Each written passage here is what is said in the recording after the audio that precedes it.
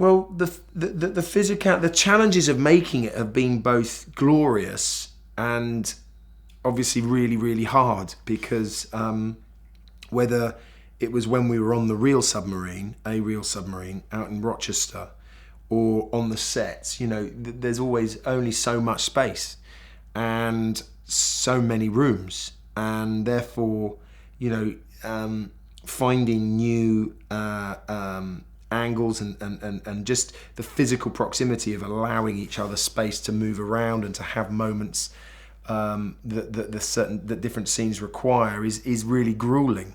And for me now, a month or so in, maybe more, maybe 6 weeks in, it's starting to blur, because it all takes place in kind of 2, 3, 4 rooms, and trying to differentiate days has sort of gone out of the window.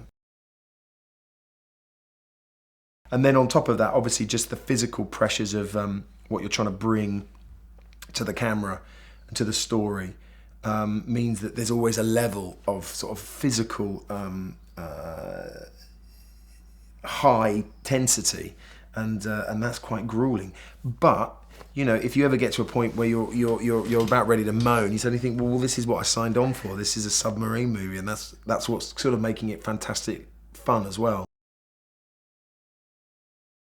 Well, what we realised was that, and I've only found this out by trying to explain it to curious friends, when they ask, what are you making, or what does it entail, this film? And you say, it's a film set on a submarine, and they say, well, is there adventure? And you think, well, of course there's adventure, it's a submarine. And is it intense? Yeah, of course it's intense. And so that's why I suddenly thought, well, in a way, the genre is in itself, the submarine is in itself a genre.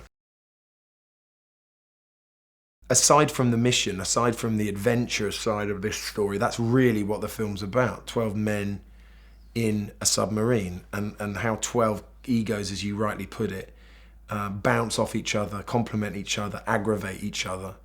And as I said, that was certainly the thing that stood out to me the most when I was on a real submarine. I was actually on a bigger version, obviously, and there was about 130 of us. But how they handle that is really admirable. And they put an awful lot of themselves to one side and operate as a machine.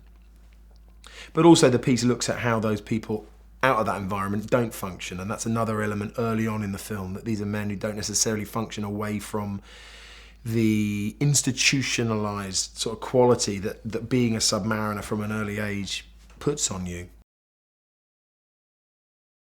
I mean, I've admired his work both as a filmmaker, as a fictional filmmaker, and as a factual filmmaker, and he was so impressive in his embrace of my input, which is, it's not always necessary in the relationship between actor director, but it's incredibly encouraging when you feel that you're going in the right direction, or indeed your ideas and your opinions are being heard and embraced, and sometimes then put into the piece before you've even started filming.